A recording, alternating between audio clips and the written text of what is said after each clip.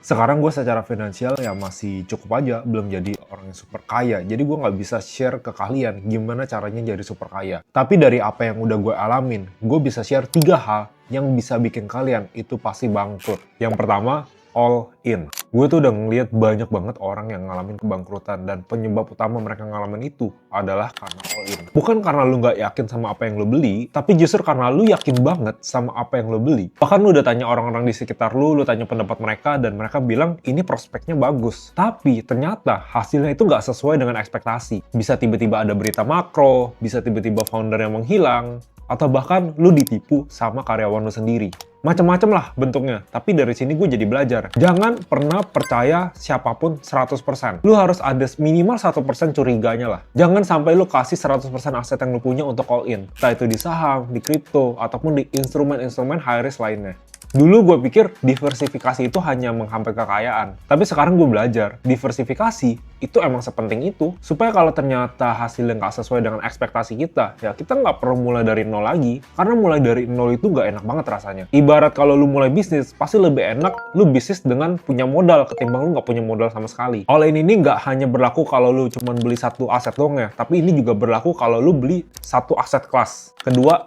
kelilit utang. Kalau lu nggak bisa kontrol gaya hidup lu, beli barang-barang konsumtif pakai utang, itu sama aja kayak lu minjem kebebasan lu di masa depan untuk lu pakai sekarang. Yang mana nanti lu harus menukar kebebasan lu untuk bekerja, untuk melunasi hutang yang sebelumnya lu pinjam. Biasanya, orang berutang itu bukan tanpa perhitungan, tapi justru mereka tuh udah ngitung. Kalau gue ngutang 50 juta misalkan, dalam 3 bulan lagi, ini gue pasti bisa lunasin, karena per bulannya aja income gue 20 juta. Tapi yang jadi masalah, biasanya, tiba-tiba income dia tuh turun drastis. Yang sebelumnya itu dapat 20 juta per bulan, turun jadi cuma 5 juta misalnya. Akhirnya dari sana, itu terjadi awal mula kelilit utang. Bisa jadi utang untuk bisnis tanpa manajemen risiko yang baik, bisa jadi utang untuk beli KPR yang terlalu besar melebihi kapasitas dirinya, atau utang untuk beli mobil mewah, padahal pakai mobil biasa juga nggak apa-apa. Yang ketiga, nggak punya asuransi. Gue bukan agent insurance ya, tapi gue ngerasa asuransi itu emang sepenting itu. Banyak orang terjebak dalam utang, itu bukan karena sengaja, tapi karena nggak punya pilihan lain.